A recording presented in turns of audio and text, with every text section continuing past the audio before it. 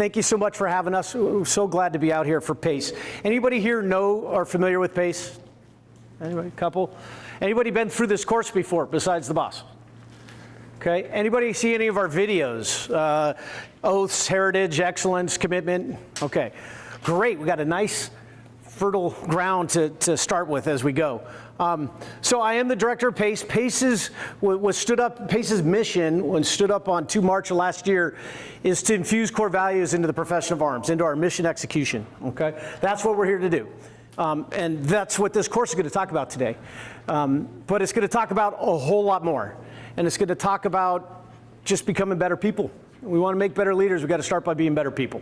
Okay. So let me start with, if I could, with you.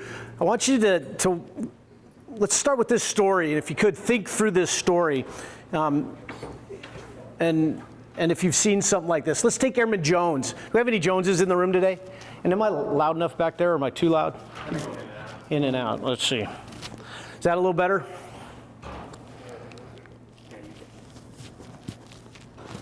How about that? That better? Worse. Okay.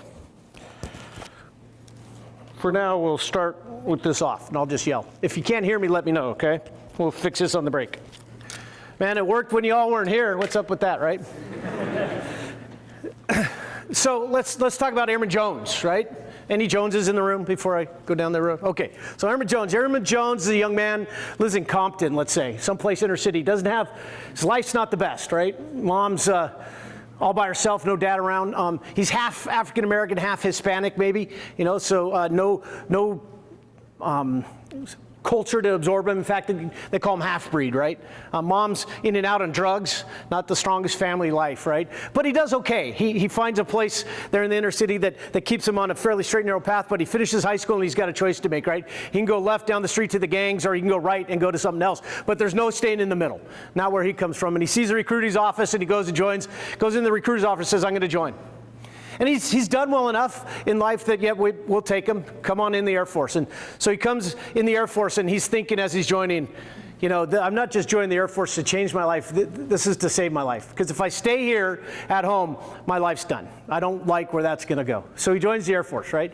Goes off to basic training, goes through basic training, does well, goes on to our next program we have called Airman's Week. If you don't know what that is, talk to me on the break. I'll explain it all to you. And then off to tech training, right? And by the time he comes out of tech training, Airman Jones bleeds blue, right? In fact, if he had a mom and dad at home, he would send home the bumper sticker that says, proud Air Force parent, you know what I mean? You've seen those, right? He bleeds blue. Shows up at his first base. And, you know, he gets out of the car, he's got one stripe on, looks in the mirror, he's pretty proud of that stripe, puts that hat on, pops that blouse down, looking as sharp as his tech training and his MTIs taught him to look. Strides right in. He's a maintainer. He's going right into the AMU, right?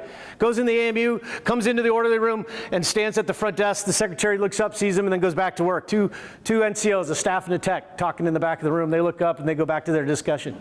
And he stands there, and he stands there, and he stands there. And after a little while, finally the tech goes, Airman, can I help you? And he goes, well, yes, Tech Sergeant, I'm signing in. And the sergeant comes walking up and goes, we're not expecting anybody, let me see. He goes, well, I got this checklist. And the sergeant goes, well, before I start, first of all, this checklist, most of it is crap. So just sign it off, because you're not going to get it done anyway. You're going to run into roadblock after roadblock on the base, just sign it off. And second, Airman, you're in the wrong AMU.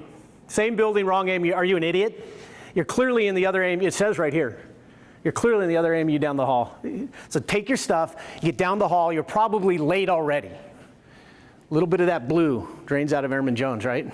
As he's walking out of the room, he drops his stuff. He's out in the hallway, he's picking his papers up, and he can hear the tech sergeant talk to the staff sergeant and go, God, what an idiot. Can you believe the airmen we're bringing in today? You and I never would have survived if they have it so easy at BMT. This is the problem with today's Air Force, right? Flash forward about 3 weeks later, Airman Jones been through FTAC, okay? And he's first day in his section, so he's in his section, and the master sergeant, they're getting ready for the production meeting, right? They're going to talk about what they're going to produce on the line, and they got everybody there, and the master sergeant up front goes, hey, we got a new airman. Airman Jones, stand up. Airman Jones stands up. Everybody, that's Airman Jones. All right, here's what we're going to do today. Sit back down. Here's the number of airplanes they need. By the time they put on the coveralls, they get back out on the flight line, nobody can remember his name. It's just, hey, new guy, don't get in the way. Hey, new guy, try and keep up. They can't even remember his name. A little bit of that blue drains from Airman Jones's face, right? Flash forward about 3 months later or so, Airman Jones is working on an airplane, right? He's working there on a hydraulic line, and he snaps the hydraulic line, right? Hydraulic fluid goes everywhere. An old crusty civilian that's the production super on the flight line comes over and goes, Airman Jones, what the hell do you know why this happened? You used the wrong tool. Are you an idiot? Everybody come around here. Look at this. Look at what Airman Jones did. The idiot used the wrong tool. Now we snapped the line. We've lost this jet for the day. First of all, you're going to clean up all this mess and then get off my flight line. Go see the first sergeant because you're not touching airplanes again for about a month because I can't take idiots like that. Get out of here. And as he's going to clean up, a little more blue drains out of Airman Jones, right? Fast forward a couple of months after that, we're getting ready to deploy, right? So we're going to go overseas. We're going to go fight the war, right? And the ops and maintenance are going to merge into one squadron, right? So ops squadron commander, he's up front, he's got his team, right? He's got them together for a commander's call because we're going to become one team, one fight, except how we sitting, right? All the pilots are sitting here, right? All the senior maintainers are sitting over here. In the back over here are the airmen, the maintainer airmen, right? We're not mixed. He says, and we're going to go forward and we're going to be one team, one fight. Anybody have some ideas on how we can bond as a team? Nobody raises their hand. Finally, Airman Jones raises his hand. He goes, Airman in the back, what you got? And he stands up. He goes, well, you know, I grew up playing volleyball. Maybe we can play some volleyball against each other, get to know each other. And the captain over here goes, it's 110 degrees outside during the day. We're going to go out and play volleyball. How dumb is that? And everyone snickers. And the colonel just turns around. The commander just turns around and just kind of snickers and goes, whatever, thanks. Airman Jones sits down, right? A little more blue drains out of his face. Fast forward about 2 or 3 months after that, Airman Jones is sitting in his dorm room door opens and gal walks in, she pulls the ring off and she says, you're such a loser. She throws the ring at him. She goes, I can't believe I even considered marrying you. I can't wait for you to deploy because I can't stand being around you. And she turns on her heel, stomps out the door. About all the blue's gone out of Airman Jones' face at this point, right? What kind of airmen do we have? What kind of airmen do we have at this point? At best, we have a survivor, right? Do you know what a surviving airman looks like? You know the airman, all he looks at are his own boots when he walks around, right? When he sees the chief coming, he kind of goes this way because he doesn't want, or his master sergeant coming, or a supervisor because he doesn't want confrontation because he never does anything right? He's always made to feel small, so he just avoids anybody. He never asks questions, never looks up, never seeks to do better, right? A little bit worse than that is maybe we got the cynical airman. You know which one I'm talking about? The one that sits in the back at every meeting, the one that's anything that ever comes out, they break it down, they destroy it, they comment how stupid it is, how bad the Air Force is, whatever. You know what I'm talking about? That cynical airman? And maybe even Airman Jones, one step worse than that is number 128 this year, and we find him hanging in his closet in his dorm room the next day after she throws a ring at him, right? These are our airmen. This is a story of our airmen and what our airmen have experienced. This is a story of our Air Force. It doesn't have to be this way. If we want to change this story, if we want to do better, what do we got to do? We got to begin to build an environment based on commitment, loyalty, and trust. An environment where our airmen see a better version of themselves inside of our organization. Where they want to build their identity around being an airman, where they want to build their identity around being in your squadron, where they want to build an identity around the Air Force. And if I know what that airman identifies with, what that airman values, I get a much higher probability of predicting what their actions will be in any given context, right? So I got to begin to shape that environment then so that they want to be there. And we're going to talk about that today. We're going to talk about shaping that environment. First of all, what does that environment look like? How well are our core values fused to our mission? And we're the best in the world at what we do. But how well are we doing it? And we're going to talk a little bit about then some barriers in those, fusing those two together. Some barriers. Sitting in this room, quite frankly, the position and authority and the power that you're in presents a barrier. We're going to talk about that. We're going to talk about a little bit of human psychology. Anybody in here ever have a psychology course? Anybody in here ever take a PME psychology course dedicated to how people think in PME? It doesn't exist. Yet we want you all to lead people. I wouldn't ask you to go fly or work on airplanes without teaching you about the airplane, would I? I wouldn't ask you to go and draw blood at the med clinic or run medical and not teach you about the human body. I wouldn't ask you to run finance and not understand the computer system in which all of our finances process. But we ask you to lead people without teaching you about people. Well, that'll change today. Okay? I'll teach you about human psychology. I'll teach you about some barriers and biases that you have. Because you all sitting here think you have a brain, right? If you have a brain, raise your hand.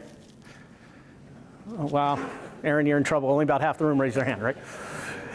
The rest of you are probably right, actually, because you don't have a brain. What you have is you have an alien that lives up here, right? And this alien is doing things that you can't control. And it's doing things that you don't know it's doing. It's making decisions, and it's filtering the world in a way that if you don't stop and think about it, it'll just do it on its own. And I'll prove that to you today, and I'll show you that, okay? And we'll get down to the idea of how we influence action. Right? In the Air Force, what do? We talk about the action, right? Don't do drugs, don't sexually assault, don't violate the UCMJ, don't violate our AFIs. We talk about the action, and that's a mistake. What we ought to be talking about is where that action started. Where did that action start? And every action starts where? Right up here. Starts with a decision. We're going to talk today about how to begin to influence the decisions that are made by our airmen, by your kids. Who has teens? As teens. We're going to talk a lot about that we talk about today applies to your teens. I do. I got a 15-year-old son. He's going through driver training right now, right? What little hair I have left is going to be gone. I promise you, first time I drive in the car with him, right? We're going to talk about how this impacts you as parents and teens. All of that's great. We could teach you all this about people, but if you can't communicate with them, then it doesn't matter what you know. So we're going to talk about communication, how to become better communicators. That'll take about 4 hours, okay? And trust me, I think you'll enjoy it. I think you'll get a lot out of it. So what's the 5th hour? Anybody ever go to a leadership seminar and it's really cool and you come out really pumped up, right? But all they talk about is theory and motivation, and then Monday morning you go back to work and what's changed? Nothing. 5th hour, I'm going to give you tools. Tools you can start using tomorrow. You can use them today when you go back to work, if you go back to work, right? So tomorrow, you start using them first thing tomorrow morning, and they'll begin to change the environment in which you work. They'll begin to change the culture of our Air Force, one squadron at a time.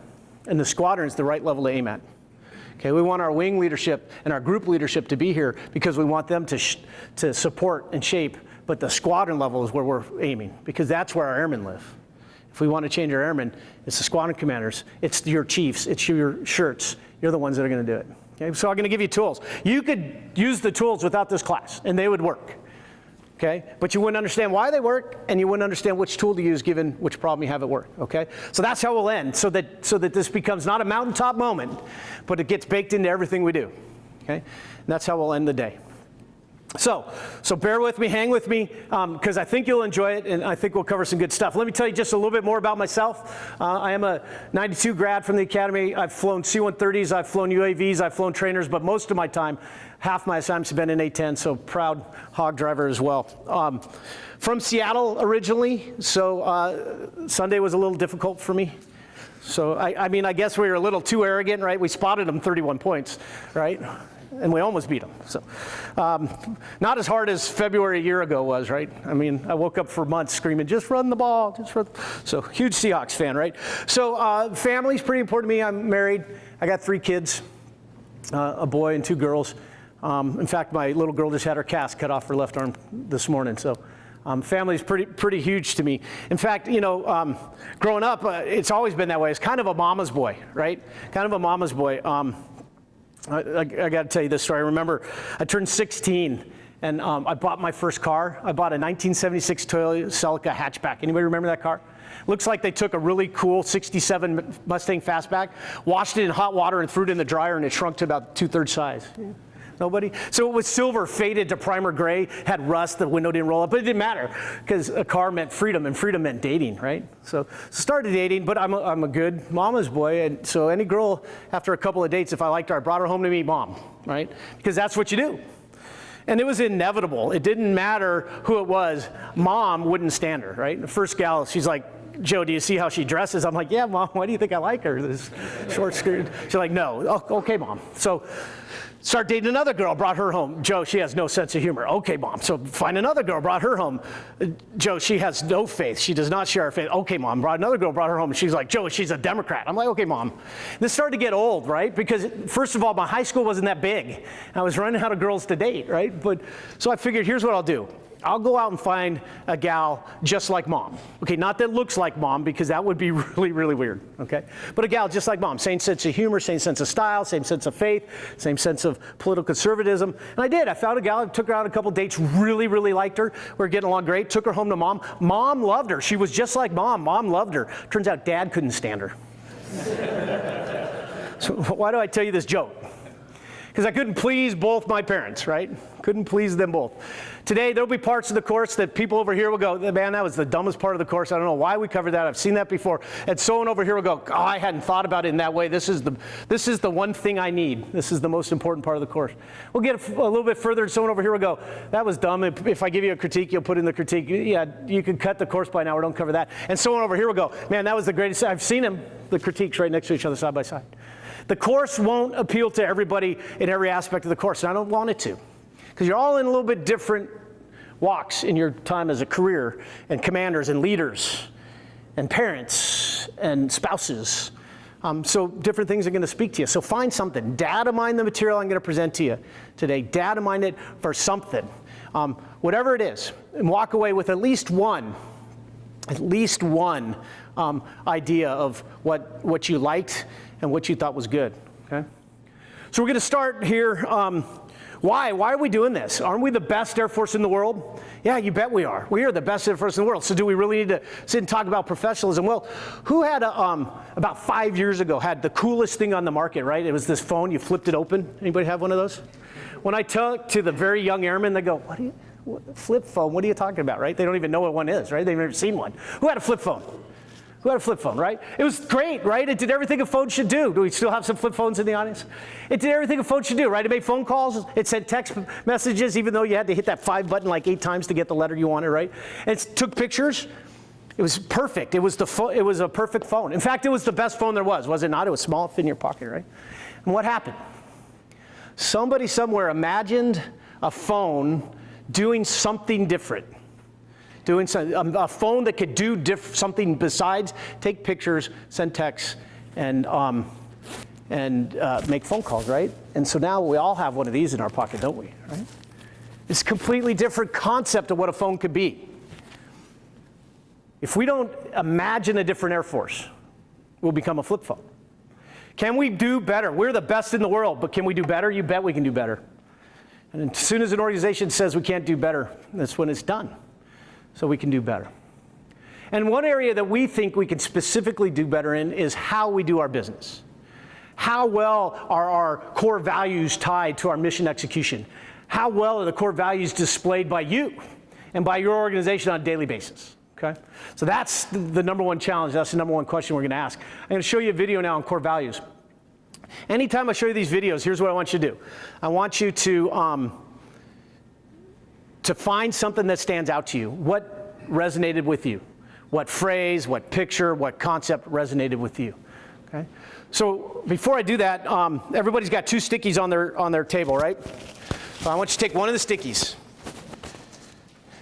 And I want you to write down 2 words, 2 phrases, 2 short little snippets on one of them, on one sticky that says, what kind of leader do you want to be remembered as? If you're giving up your position of leadership, whether it's a command or our chiefs or our seniors in the room, if you're giving up a position of leadership tomorrow, what would you want them to say about you at your farewell? What 2 words, what 2 short little phrases? So write down on the stickies, if you would, and pass them to the center, and we'll collect those, okay?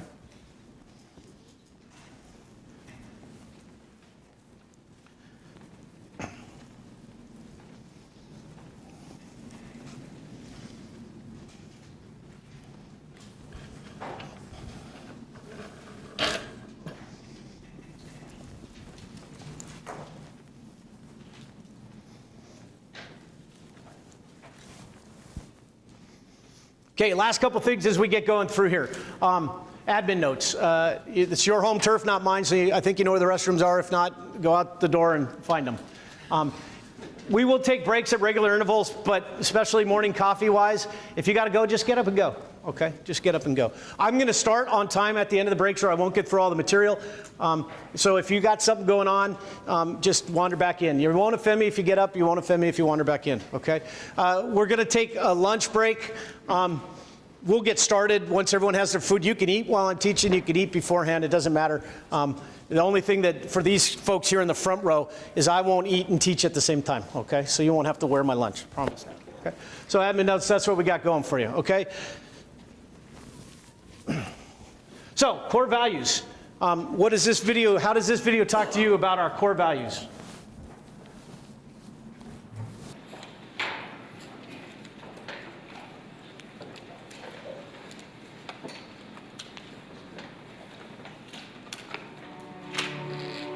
We never stopped being airmen. Never. We died in battle. We separated, retired. We died of old age. But we never stopped. Not for a second.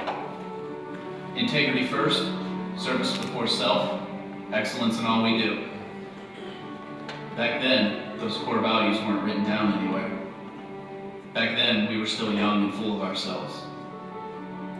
But we knew what was expected of us. We were given orders. We were told what it means to be airmen. But they were just words. They still felt like rules. We didn't feel it, not yet.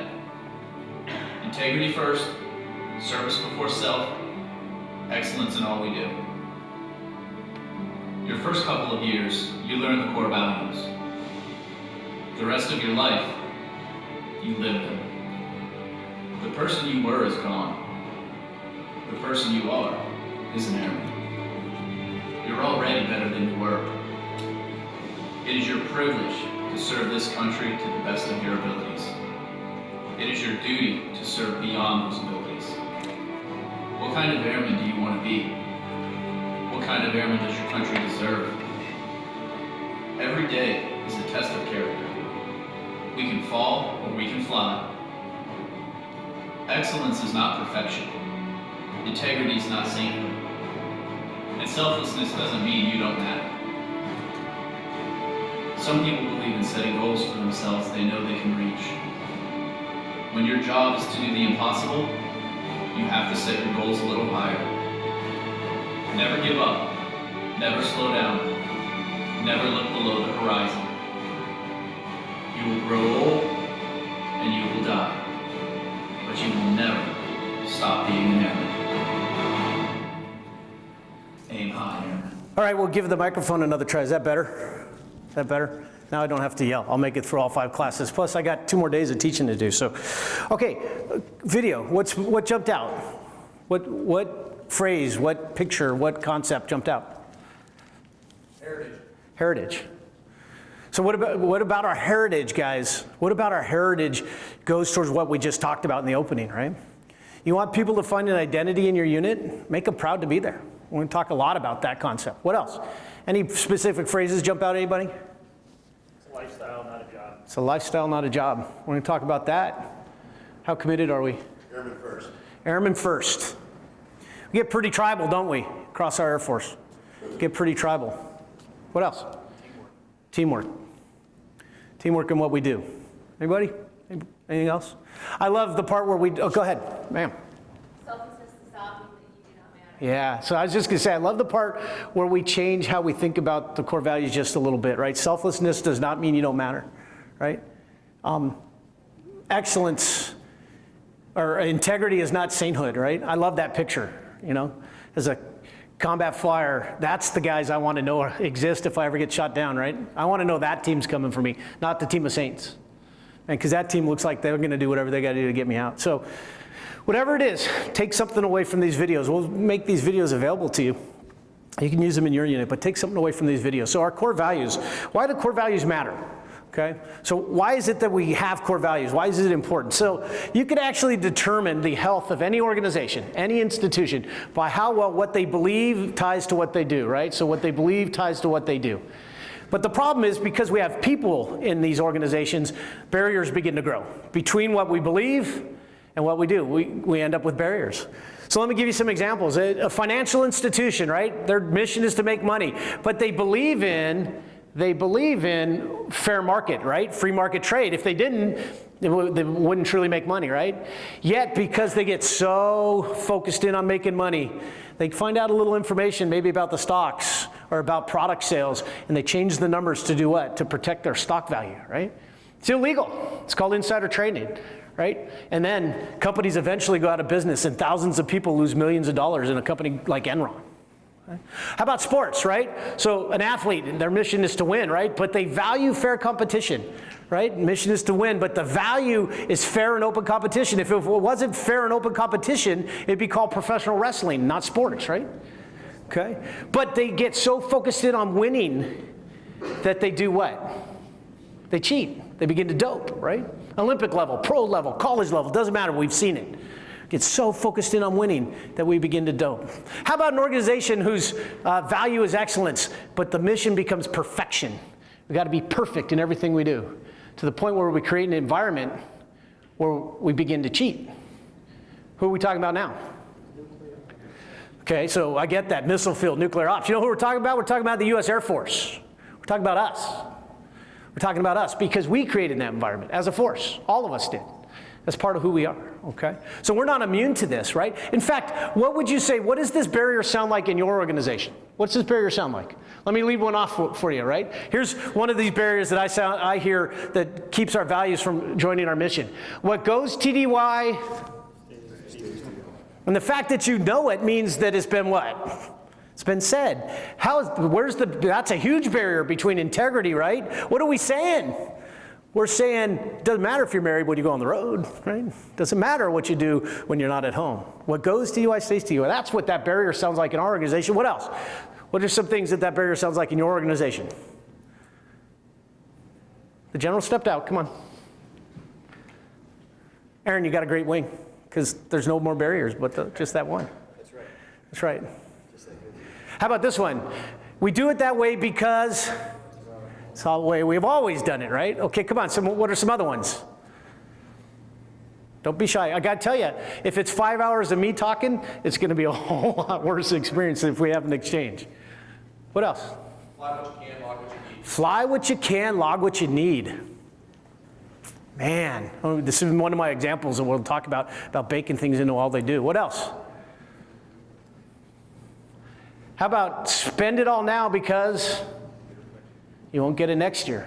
Are you starting to see that maybe we do have some barriers? Maybe we do have some barriers. Let's look at these numbers. Okay, when it says not a scientific poll, what we're saying here is who took stats? Who's had a stats class? We have not done the statistical regression analysis on this. I can't tell you what the standard Eve is.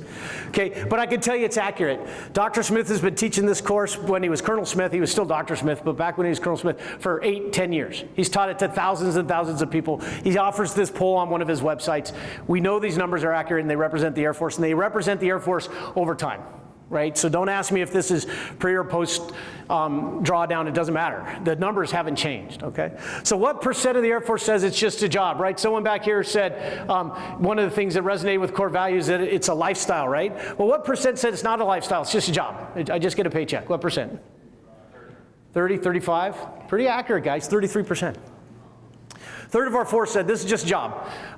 Enlisted officer, civilian, active duty, guard, reserve, we've polled them all.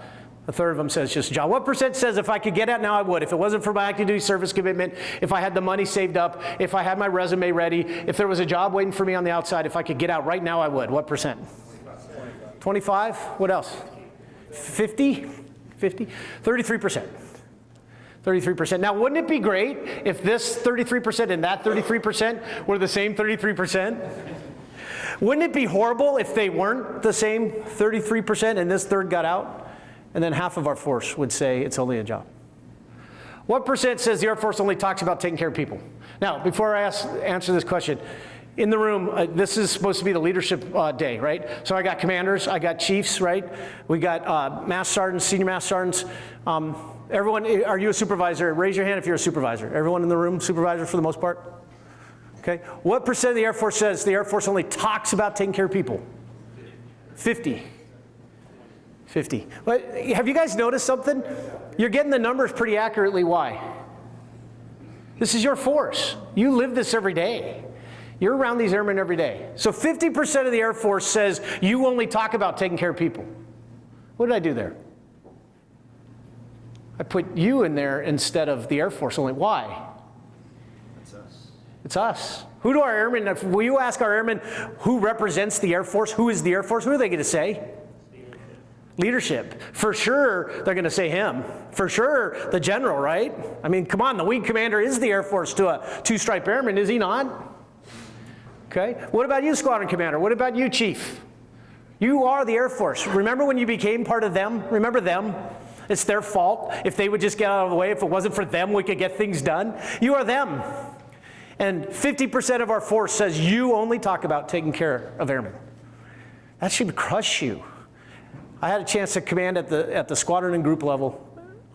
If either one of those organizations, people said I didn't actually mean it about taking care of people, that would crush me because it clearly wasn't communicating what I felt and what I believed, right? What percent says my boss mandates rather than coordinates? Now let's talk about this real quick. We are the military. We're going to do some mandate leadership, aren't we? Where I tell you to go do, and I got the colonel's pin, I took the flag, right? And so you're going to go do, because I got the commander's pin. Okay, we're going to do some of that, right? Who's been to Kunsan? I bet this room's full of people who've been to Kunsan, right? What's the first mission at Kunsan? Defend the base. Defend the base, right? So if it's time to defend the base, does it matter what your job is? No, you're going to go defend the base. Are we going to have a huddle to talk about that? No. We're going to say go defend the base. And you go. So there's times when we have to do mandate leadership. But back home in garrison, if we can coordinate, if we can begin to lead by pulling instead of pushing, it's a stronger form of leadership, right? So what percent of our airmen say that never happens in my organization? 60%. Somebody read ahead? Somebody's read my notes. 65%. Someone's got a good pulse on our Air Force. We're going to talk a lot about coordinating. What percent says I've never had a mentor? Now let me tell you what we mean by a mentor, and we told him this when we asked him this. We mean someone in a leadership position that's had a discussion with you about life goals that don't include the job. So not about how to do your 3 or 5 or 7 level upgrade, not how to become a flight lead in an IP, and we're not talking about that. We're talking about what's your goals in life, where do you want to be in 5 years, why'd you join the Air Force, this kind of discussion. What percent says I've never had that? 50, 70, this side of the room's been pretty quiet. 80%, 70%. Now I'll tell you, we started under EHC before General Welsh broke us out to be an Air Force-wide entity, and so we started under General Rand. General Rand would tell you that's low. He went around to every ATC base. He met with at every base he met with all the E1s and E3s and O1s and O2s that were available on the base, and he asked them this question, you know how many hands went up? 0. And you might go, the 4-star, they're intimidated by the 4-star. If you've ever met General Rand, he's one of the most personable people you'll ever meet. My boss had an experience of flying through Atlanta with him in uniform, right? Anyone been through Atlanta? Mm-hmm. You've been on the people movers, you know, that go from one gate to the other or one terminal to the other. General Rand was in uniform on the people mover. They had to go 3 stops by the time he got off the train. He knew everybody on the train by first name. He was exchanging business cards with folks. Good luck with your son or daughter at BMT. It was amazing. He is personable. People open up to him. Not a single airman said they had had a mentor. So a leader that had a life discussion with them, not a job discussion. Okay? And what percent says, I doubt my leadership even knows my name? Now, why is this important? We've put people in MRIs. We haven't at Pace, but they did study on this. They put people in MRI and they called out their name, right? And a part of their brain lit up. Okay, it's the only time that brain lights up is when you hear your name. It turns out there's a part of your brain that's dedicated to your name. Okay, it is reprogrammable, which is why I don't answer to Joe anymore. I only answer to Spoon, right? So we do that in the Air Force, right? I've been at parties and seen my friend and his wife is calling him, hey Scott, hey Scott. He wouldn't turn around. She finally said, hey Tool, and he turned right around, right? You guys have seen this, right? Your spouse call you, does your spouse call you by your call sign? Right. So part of your brain lights up only when you hear your name. It's dedicated to your name. What percent says I doubt my leadership even knows my name? 80? What else? 80 because it's gone up every time, right? I had to trick you. 65% says I doubt my spouse even knows, or my leader even knows my name. Is that a big deal at work? My spouse. Yeah, that was a Freudian slip. Is it a huge deal at work? Normally not. Why? Because I could see he's Airman Jones, right? He's Airman Jones. How about Saturday morning at the commissary? Here comes Airman Jones and Mrs. Jones. Do you do this? Here they come down the aisle, and I've worked with him for 6 months. He's worked for me for 6 months. I should know his name, and I can't remember it. My wife's with me, and you go just like this. Honey, go introduce yourself. I can't remember his name, right? And she walks right up, and she goes, hi, I'm Kelly Rizzuto. I'm with him. And he goes, hi, I'm Airman Jones. And now I come up, Airman Jones, good to see you. Am I the only one? I'm hearing some chuckles. I'm not the only one. If I don't know his name, how can I light up that part of his brain? How can I make him feel important? How can I make him feel like this is a place he wants to be? This being the Air Force and this being my unit. Can't if I don't know his name. And I'm horrible at this. This is one of my hugest weaknesses, is learning people's names. Okay, so there's our barrier, right? We've decided we have some barriers, right? We know our mission. Our mission is to fly, fight, and win in airspace and cyberspace, right? And we are the best in the world at it. There is nobody that comes close to us. There is no other Air Force in the world that can launch an airplane out of Missouri, fly it halfway around the world, hitting, I don't know, 4 or 5 tankers to get there, precisely bomb people that need bombing, continue another quarter way around the world and land. Do it safely, wait about 24 hours and get up, do it all in the reverse order. No one else can do that. No one else. We are the best at what we do. And there's our core values. How well are we at connecting those, right? Integrity, service, excellence. By the way, we could have 20 of these, right? If we don't believe in them, what are they? Just words, just words. The shrug was spot on. It's just words if we don't believe in them, right? If we do believe in them, what are they? Is that the goal we're aspiring to reach?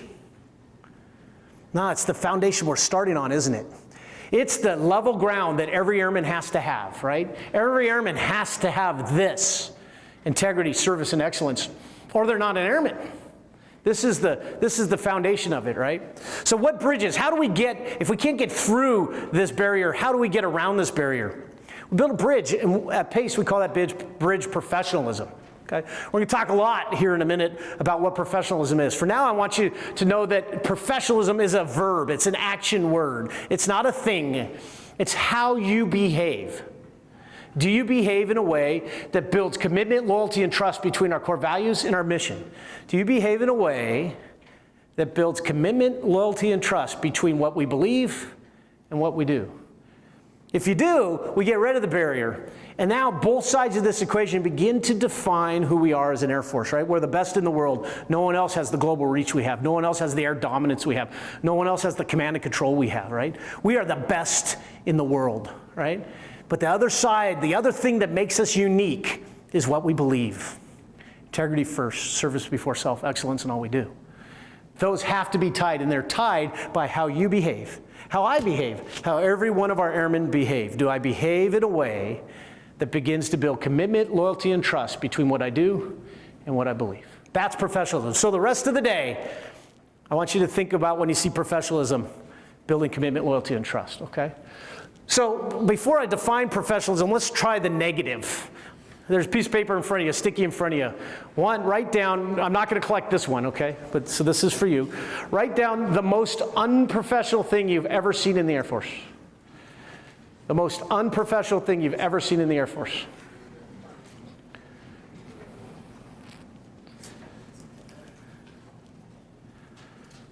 The most unprofessional thing you've ever seen. Who wants to share? Shout it out. Somebody shout it out. Most unprofessional thing you've ever seen. Hypocrisy. Hypocrisy. All right, so much for integrity, gone. Come on, what else? Subversive leadership. So undercutting your boss.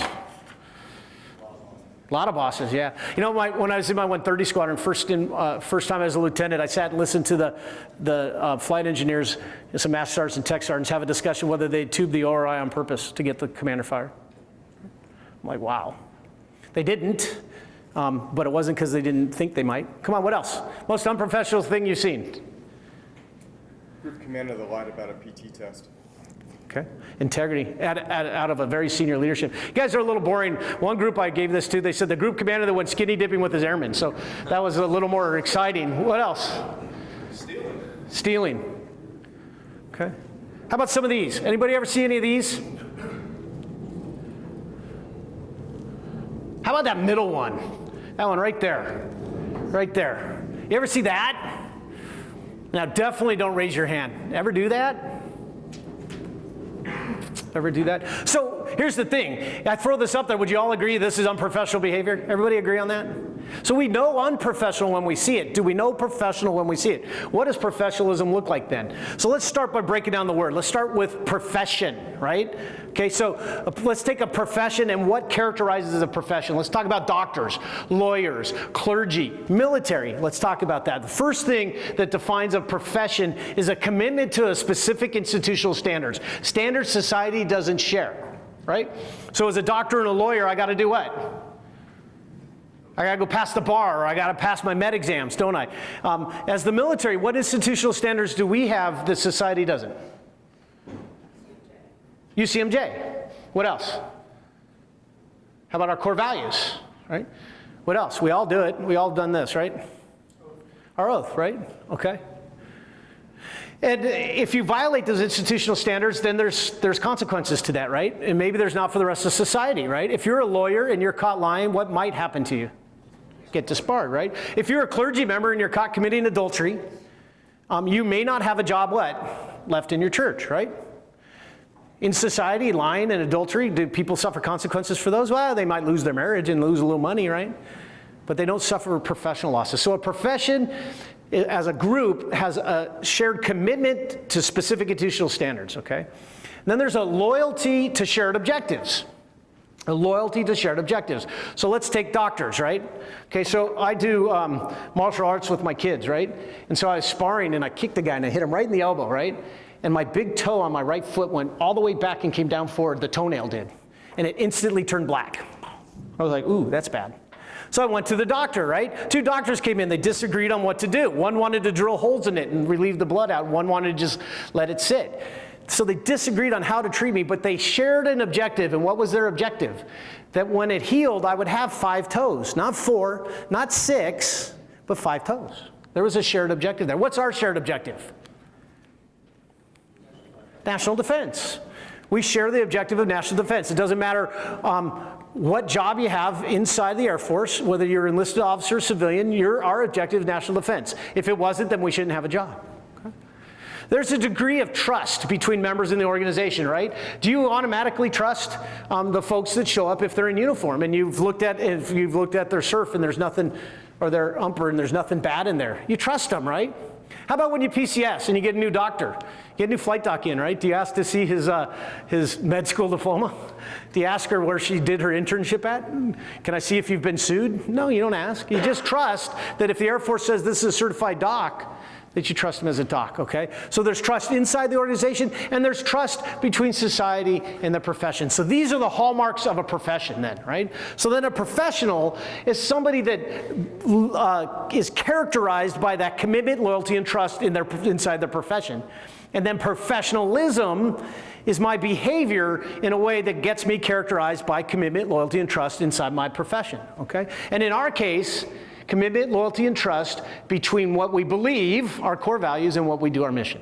That's professionalism. So the rest of the day, when you see professionalism, I want you to substitute leading yourself in a way that builds commitment, loyalty, and trust, tying our core values to our mission. Okay? So I'm going to say professionalism because it's shorter, and it'll make the day go by a little bit faster. Otherwise, I need 6 hours.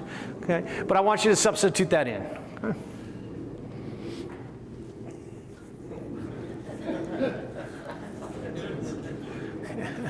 It's not my job. I hate that saying, by the way. That's pretty funny, isn't it? That's pretty funny. Is that funny in the Air Force? Is that funny inside the profession of arms? Why not? Profession of arms is unique in our society because of what? A lot of educated folks in the room, been through a lot of PME. What makes the profession of arms unique? Society grants us something it doesn't grant any other profession, which is use of force. The right to kill people and break things in society's name. Offensively, too, right? We can go out and do it offensively. No one else has that. Police forces don't have that. They're not supposed to kill people. They're supposed to defend the law, right?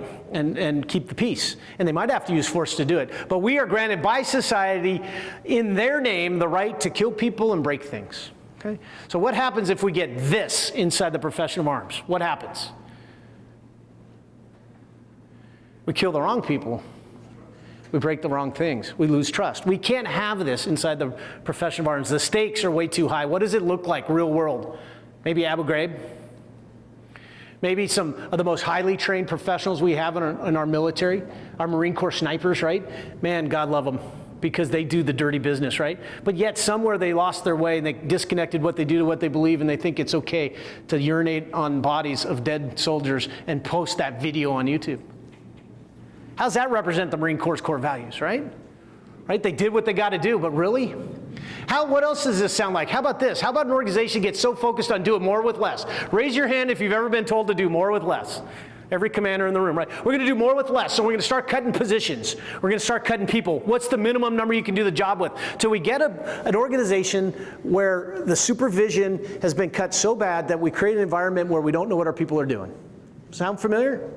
And now a couple of predators sneak into that environment, and the next thing you know, the people that are supposed to be instilling trust are preying on our weakest, most vulnerable airmen at BMT. We didn't know we hired sexual predators in there, did we? But we disconnected what we believe to what we do and created an environment that allowed them to flourish. Allowed them to flourish. We can't have this. So if we got to have professionalism, then why talk to you all? Why come in here and go, hey, squad, and by the way, this is our target audience. We're going to speak to general population the next 2 days, but our target audience is squadron commanders and their chiefs and their shirts, right? And then we want to target your wing and group leadership. Why? So that they support you in your efforts, okay? In fact, our focus for this year, for 2016, is to be in every squadron commander course taught across the Air Force, and we're there. Every MATCHCOM, every squadron commander course taught across the Air Force, plus the wing and group commanders course, okay? Why? Because this bridge of professionalism is built on leaders. It's built on leadership. And this is the level of leadership we want. That mid-level manager, right? That's how you change the culture of an organization. That's how we take our organization of the Air Force and we begin to make sure we're infusing our core values on a daily basis, so we're not flying what we can, logging what we need, what goes TDY stays TDY, et cetera, right? And that's you all in this room. Why you? We picked you as leaders for a reason, right? You have the experience. Right? And what does that experience give you? It gives you an insight and a vision that your airmen don't have. Whether that's a young lieutenant or a captain flying airplanes, or a young airman out on the line twisting that hydraulic line, hopefully not snapping it, right? Or doing the intel work, or at the hospital pulling blood. Those airmen don't have a vision. They can't see the future, but you can, because you've seen the past. Who here's been to a parade? I'm talking a big formal parade, Macy's Day Parade, Rose Bowl Parade. Okay, who here has seen the Macy's Day Parade on TV? So you'll get my analogy, right? Okay, so Macy's Day Parade, right? We get invited, the Air Force Life has the Macy's Day Parade. We get invited to, where are we going to sit our airmen? We love our airmen, don't we? We're going to sit them right there in front of Macy's, right? Where all the show happens. But they're going to be down on the curb, aren't they? How far down the parade route can they see? 1 or 2 floats, right? Because they've never PCS'd, they've never gone TDY, they've never deployed, they've never had to switch schools for their kids, right? These are the floats of the Air Force life, right? They've never had a spouse that had to quit a job and find a new job. Where are you all? You've done these things in life. You've seen this parade before, haven't you? So you're sitting up in the grandstands, aren't you? Right? Where's your vice wing commander, your wing commander, your command chief, our group commanders? Where are they? They're up in the blimp, and they could see that whole parade route, can't they? So here's what happens inside of our Air Force, and this is why leaders have to do this, because our airmen are down there, and it's frickin' November, right? In New York, it might be 40 degrees and drizzling, right? And they're there, and the kids are tired, and they've been there for 3.5 hours, and they're cold, and the kids are tired, and they're like, guys, we're done. Pack it up, let's go home. And up in the grandstands, you can go, Santa's half a block away, stay put. You're almost there, right? It's okay. You'll get through this 6-month deployment. It's okay. PCSing doesn't just mean you have 5 different color stickers on your patio furniture. Anybody else? Right? There are other parts to it, and I'll help you through it. This is why we pick leaders, because you have the vision of the entire parade route called the Air Force. Okay? This is why you have to step up. Okay, so if professionalism is the art of leading your oneself in a manner that produces commitment, loyalty, and trust between what we believe and what we do, then we can develop it, right? Professional development. What is it? Throw out some examples of professional development in the Air Force, and don't say this morning, because that's true. Throw out some other ideas on what is professional development in the Air Force. So PME, ACSE, good. What else? Come on. I'm sorry. Positional opportunities, okay, what else? Personal commitment, okay? Commander's calls. What else? How about this? How about 3, 5, 7 level upgrade? Would you consider that professional development? I'm developing them as professionals. You're going to go from a wingman to a 2-ship to a 4-ship to an IP to value. Is that professional development? I'd tell you that's technical development, right? And most of what we do in the Air Force is technical development. When I say professional development, even PME, we spend a lot of time at PME talking about what? Joint planning and joint warfare, and these are technical developments in the profession of arms. We're not talking about professional development where we begin to grow commitment, loyalty, and trust, tying what we do to our mission, right? Instead, when we do technical development, how do we do it? We send you where? To send you to school for maybe a very long time, right? And we're really, really good at it. We could take a kid off the street and we could turn him into an expert technician on our most advanced aircraft and weapon systems inside of an 18-month period, can't we? Take a kid off the street, we send him through 24 months and make him a battlefield airman. Deadly. Best in the world. Put them up against any special forces in the world, right? We could do that. That's how we do technical development. How do we do professional development? How do we do leadership development? What do we tell people to do? We tell them to go out and find someone that's a good leader, right? Vice Wing Commander, and do what? Watch him. Watch him, because he'll teach me what leadership is. All right, Aaron, I'm going to watch you for a while, right? And then what do we tell them? Go out and find someone that's not such a good leader. Captain, I don't know if you're a good leader or not. I'm just using it as an example. And watch him too, right? Because you'll learn as much from the bad experience as you would from the good, right? What if we technically developed that way? What if on day 1 at pilot training they said, Rizzuto, get in the airplane. The guy next to you is going to start the jet. He's going to taxi out. He's going to take off. He's going to put the gear up. He's going to put the gear down. He's going to land. He's going to taxi in and shut down. Go watch him. All right, you've watched him once now. Now you get in. If you could start the engines, get out, get airborne, put the gear up, go around the pattern, put the gear down, land safely, not die, we'll put wings on you. What if we developed technically that way? What if you were in line, you were next in line at the clinic, right? To get your blood drawn. And they said, okay, Airman Rizzuto, come here. Now watch, here's what I do. I wrap this band around here, I have him make a fist, I find the needle, I take the pokey thing, I stick it in the thing, the bloody gushy thing comes out, you catch it in this little thing, you right? Put it in there. Pull this out, put a little gap on that. You've seen it once, you're now qualified. Next, you're next in line. What are you doing? Bathroom, right? Do you want the finance clerk that's going to process the change in your pay? Do you want them to learn how to process the change in your pay by doing this? No, but that's how we teach leadership.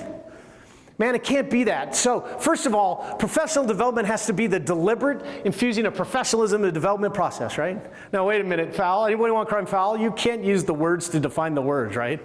So let me change this. It's the deliberate effort of infusing the art of leading oneself in a manner that ties core values to mission for commitment, loyalty, and trust into the development process. I told you, wherever you see professionalism, substitute this. It's a deliberate effort. You all have to have a deliberate effort in mind, okay?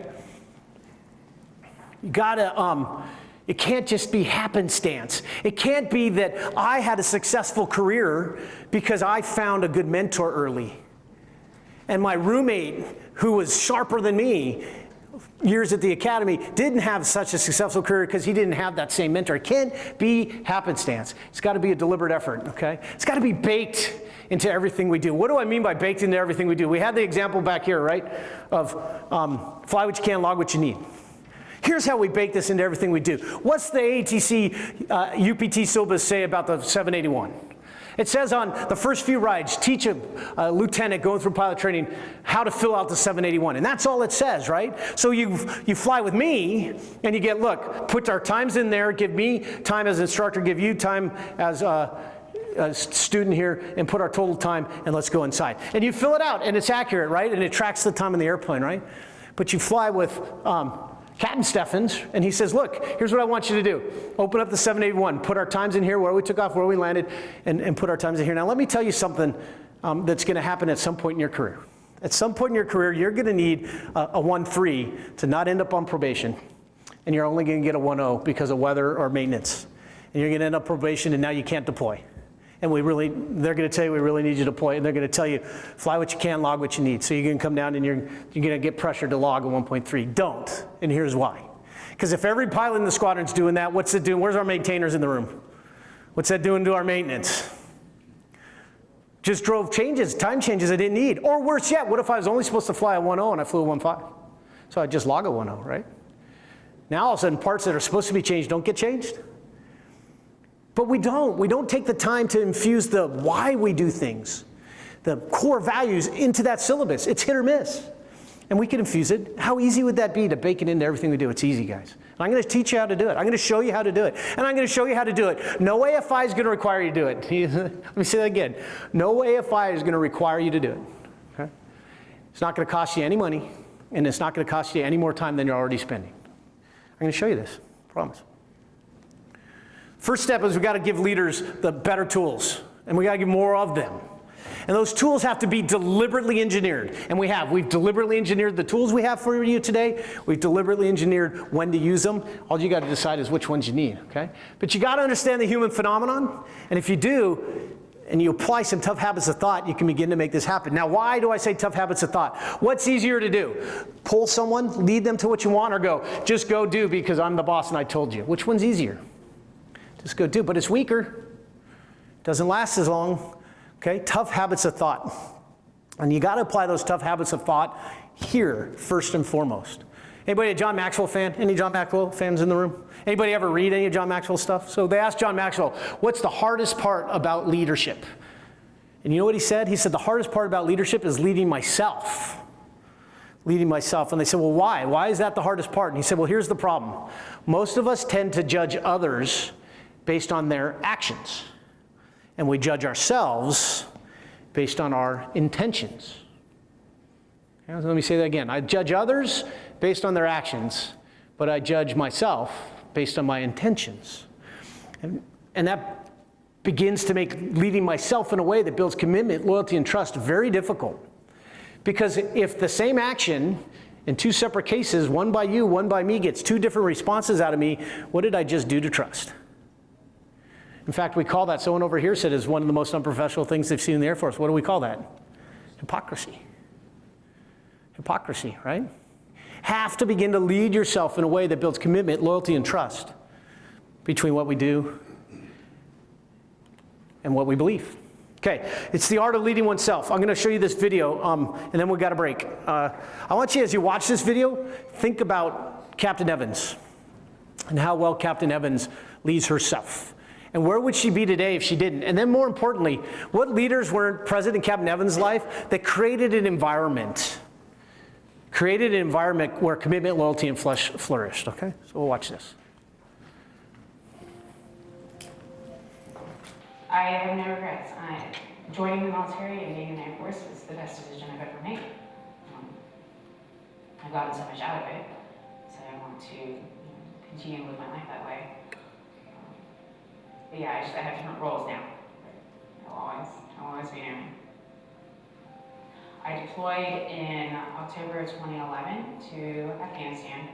3 months into my deployment, I started to feel pressure in my left hip. But every time I put my body armor on, all the additional weight on my body was compressing my hip, and it was causing me to limp a little. And that seemed odd. So I started getting MRI, and I probably should have known something was up by night. So I said, oh, this would be 20-minute scan, and an hour and a half into it, I was still in this machine. And they pulled me out, and they took me to the back room, and they said that they found a mass. It was quite a large mass in the left half of my pelvis. Well, when I first met my doctor, because in my mind this is, it was all my hip, there's gonna be surgery, there'll be hip replacements, all my grandmother had hip replacements, it'll be fine. And then he came in and he mentioned amputation. We did chemotherapy, we did radiation, but when it really came down to the day where we needed to get rid of the cancer, this was my best option for long-term survival. That's what all the doctors said. So I said, let's do it, and I moved back. It saved my life. The moment I woke up from surgery, I was cancer-free.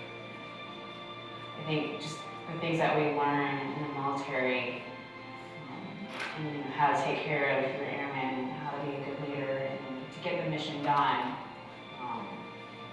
with whatever costs there are, whatever measures you have to go to, you have to get the mission done. I think having that mindset ingrained in me from the military helped me. It wasn't ever an option. I had this mission, and that was to recover and get to a level of independence that I was happy with in my life, where I didn't have to rely on anybody, and that I could do it all on my own, I could do it for myself. I think I play a big role, and I think, having the mindset that that's my mission, and whatever means, whatever I have to do to accomplish that, there was no question. There wasn't any time where that wasn't going to happen, because it just was.